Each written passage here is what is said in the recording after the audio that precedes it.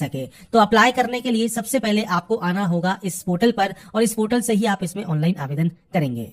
तो यहाँ पर फ्रेंड्स आवेदन करने के लिए सबसे पहले आपको रजिस्टर टैब पर क्लिक करना होगा। रजिस्ट्रेशन पेज आपके सामने ओपन हो जाएगा। इंस्ट्रक्शंस को कंप्लीट हो जाने दें। अब यहाँ पर आता है पोस्ट नेम। तो आपको यहाँ पर देखिए पोस्ट नेम के जो ऑप्शंस हैं वो आपको मिल जाते हैं। आप इनमें से जिस भी पोस्ट के लिए अप्लाई करना चाहें, माली के लिए, एमटीएस के लिए, जेएसए पोस्ट के लिए, पटवारी के लिए, स्टेनोग्राफर के लिए, अगर आप मल्टीपल पोस्ट के लिए अप्लाई करना चाहते हैं तो आपको सेपरेटली हर एक पोस्ट के लिए अप्लाई करना होगा। अब जैसे आपने अपनी पोस्ट सेलेक्ट की, पोस्ट कोड आ जाएगा। इसके बाद आता है कैंडिडेट का नाम। तो यहाँ पर फ्रेंड्स कैंडिडेट का जो पूरा नाम है वो आपको यहाँ पर एंटर करना होगा और ये एंटर करने के बाद नीचे आपको आपका मोबाइल नंबर एंटर करना है और उसके बाद फ्रेंड्स आपको आपकी active and valid mail ID यहाँ पर एंटर करनी है। Mobile number and mail ID enter करने के बाद यहाँ पर एक ऑप्शन है जनरेट ओटीपी का। आप इस ऑप्शन से एक ओटीपी जो है वो जनरेट करेंगे। ये ध्यान रखिएगा, मोबाइल नंबर और मेल आईडी आपकी एक्टिव एंड वैलिड होनी चाहिए क्योंकि इन पर एक ओटीपी आती है, वो आपको वेरीफाई करेंगे तो ही आप जो है नेक्स्ट स्टेप पर जा सकते हैं। इसके बाद फ्रेंड्स आपके पास देखिए जो भी ओटीपी आई है वो ओटीपी फ्रेंड्स आपको यहाँ पर एंटर करना है और ओटीपी एंटर करने के बाद आपको वैलिडेट ओटीपी कर लेना है। ओटीपी वेरीफाइड होने के बाद सिंपली यहाँ से डिक्लेयर करेंगे और इस कैप्चा कोड को आपको फिल करना होगा और उसके बाद आप री-वेरीफाई वाले ऑप्शन पर क्लिक करेंगे। री-वेरीफाई पर क्लिक करने के बाद आपने देखिए जो 4 डिटेल्स यहाँ पर फिल की है उनको एक बार चेक कर लें। कोई भी गलती है तो आप उसे एडिट कर सकते हैं, कोई भी गलती नहीं है तो आप यहाँ से इसे सबमिट कर सकते हैं जिससे आपका रजिस्ट्रेशन कंप्लीट हो जाएगा। अब देखिए फ्रेंड्स यहाँ पर जब आपका रजिस्ट्रेशन कंप्लीट हो जाता है, रजिस्ट्रेशन कंप्लीट होने के बाद यहाँ पर एक ऑप्शन है गो टू एप्लीकेशन का। आपको सबसे पहले इस ऑप्शन पर क्लिक करना होगा। इसके बाद आपके सामने देखिए जो अप्लाई पेज है ये ओपन हो जाएगा और जो ये प्रोसेस है ये आप कंप्लीट होने दें। कंप्लीट होने के बाद इन 4 स्टेप में आप इस फॉर्म को कंप्लीट करेंगे।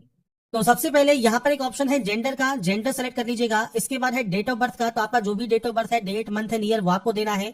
आपका एज क्राइटेरिया लास्ट डेट पर काउंट होकर आ जाएगा। नेशनलिटी आपको सेलेक्ट करनी होगी। इसके बाद रिजर्वेशन कैटेगरी जनरल है या आपकी ओबीसी एनसीएल है, तो अगर आप एनसीएल सेलेक्ट करते हैं तो ओबीसी का सर्टिफिकेट नंबर और डेट ऑफ इशू आपको यहाँ पर देना होगा। इसके लिए फ्रेंड्स नोटिफिकेशन में आपका देखिए जो आपका कास्ट सर्टिफिकेट है उसकी जानकारी दी गई है कि डेट ऑफ इशू जो है ओबीसी कैटेगरी के लिए वो फ्रेंड्स यहाँ पर 1/4/2025 से 5/11/2025 के बीच का ही होना चाहिए तो ही वो वैलिड माना जाएगा। और ओबीसी जो एनसीएल सर्टिफिकेट है वो सेंट्रल गवर्नमेंट का फॉर्मेट का आपका होना जरूरी है। तो अगर आपके पास 1/4/2025 से 5/11/2025 के बीच का सर्टिफिकेट है ओबीसी सेंट्रल गवर्नमेंट का तो ही आपको यहाँ पर जो रिजर्वेशन है वो आपको मिलने वाला है।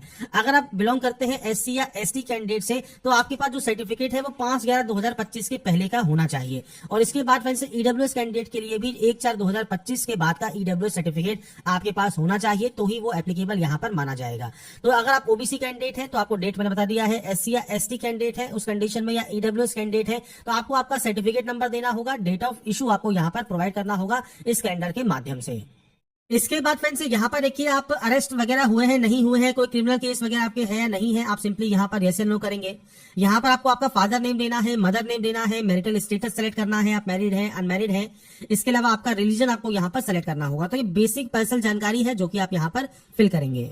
इसके बाद आता है आपका टेस्ट सिटी। तो आप यहां से टेस्ट सिटी चूज कर लेंगे। टेस्ट सिटी चूज करने के बाद आपको नीचे फ्रेंड्स पीएच कैटेगरी का ऑप्शन मिलता है। अगर आप यस करते हैं तो टाइप ऑफ डिसेबिलिटी क्या है, सब टाइप ऑफ डिसेबिलिटी क्या है वो आपको सेलेक्ट करना होगा, नहीं तो आप नो करेंगे। एक्स सर्विसमैन है तो आपका date of joining, date of relieve आप दे सकते हैं, नहीं तो आप इसमें भी नो करेंगे।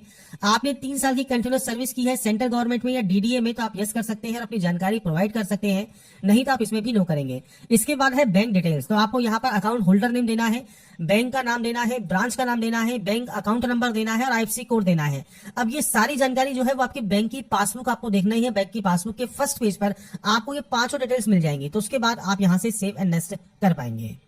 इसके बाद फ्रेंड्स नेक्स्ट ऑप्शन आपके एड्रेस का रहेगा। तो यहाँ पर फ्रेंड्स आपको देखिए आपका पूरा एड्रेस यहाँ पर मेंशन करना है। इसके बाद कंट्री मेंशन करनी है, आपको आपका स्टेट मेंशन करना है, आपका सिटी मेंशन करना है, पिन कोड देना है। प्रेजेंट एड्रेस परमानेंट एड्रेस अलग अलग है तो आप अलग अलग एंट्री कर सकते हैं। सेम है तो आप सेम पर क्लिक कर दीजिएगा कि नीचे कॉपी हो जाएगा। एड्रेस अपने अकॉर्डिंग एंटर करने के बाद सिंपली सेव एंड नेक्स्ट आप यहाँ से कर सकते हैं। इसके बाद आता है क्वालिफिकेशन ऑप्शन। क्वालिफिकेशन में सबसे पहले क्वालिफिकेशन स्ट्रीम पर जाइए। अब जैसे मान लीजिए 10वीं पास है, 10वीं सेलेक्ट कर लीजिएगा। अगर 10वीं पास आउट नहीं है, आईटीआई है तो आप आईटीआई सेलेक्ट कर सकते हैं। तो यहाँ पर क्वालिफिकेशन आएगी आपकी पोस्ट के अकॉर्डिंग। जो भी पोस्ट आप सेलेक्ट कर रहे हैं उसकी मैंडेटरी क्वालिफिकेशन को रीड आउट आप जरूर कर लें। सबसे पहले आता है आपके इंस्टीट्यूट का नाम। तो अपने इंस्टीट्यूट का नाम आप एंटर कीजिएगा। स्पेशलाइजेशन में आप चाहे तो ऑल जनरल सब्जेक्ट्स लिख सकते हैं या फ्रेंड्स आप यहाँ पर इस तरह से आपकी जो सब्जेक्ट्स हैं उनकी आप यहाँ पर एंट्री कर सकते हैं। तो मैं यहाँ पर सिर्फ जो है सिर्फ सैंपल शो कर रहा हूँ हूँ आपके अकॉर्डिंग आपकी सब्जेक्ट्स की आप एंट्री यहाँ कर देंगे। इसके बाद अगर डेट ऑफ पासिंग, आपने इसको कब पास किया है वो जानकारी आपको यहाँ पर प्रोवाइड करनी होगी। डेट, मंथ एंड ईयर, ये फ्रेंड्स आपको यहाँ पर जो है आपकी मार्कशीट पर लिखा होता है। इसके बाद आपका परसेंटेज सिस्टम है तो परसेंटेज, सीजीपी सिस्टम है तो सीजीपी, अब यहाँ पर सीजीपी ऑब्टेन क्या है, टोटल सीजीपी क्या है वो आपको देना है, और कैलकुलेटेड परसेंटेज क्या है, सीजीपीए को परसेंटेज में कन्वर्ट करके आप यहाँ एंटर करेंगे। आप चाहे तो गूगल की भी हेल्प ले सकते हैं सीजीपीए टू परसेंटेज कन्वर्टर में, या 9.5 से मल्टीप्लाई करेंगे तो आपकी परसेंटेज आ जाएगी, या आपके बोर्ड का कोई फॉर्मुला है पर सीजीपीए को परसेंटेज में कन्वर्ट करने का तो उससे भी आप कन्वर्ट कर सकते हैं। तो ये आपके अकॉर्डिंग आपको यहाँ पर देना होगा। इसके बाद अगर परसेंटेज सिस्टम है तो आपका यहाँ पर सिंपली नंबर्स आप एंट्री करेंगे और आपकी परसेंटेज यहाँ पर कैलकुलेट होकर आ जाएगी। इसके बाद आता है फ्रेंड्स एक्सपीरियंस। अगर आपके पास किसी भी तरह का कोई एक्सपीरियंस है तो आप यहाँ पर प्रोवाइड कर सकते हैं। एक्सपीरियंस नहीं है तो इस ऑप्शन को ब्लैंक छोड़िए, सेव एंड नेक्स्ट आप यहाँ से डाटा को कर देंगे। इसके बाद आता है डॉक्यूमेंट अपलोड। तो देखिए यहाँ पर फोटोग्राफ आपको अपलोड करना है, आपको क्लिक है टू अपलोड पर क्लिक करना होगा।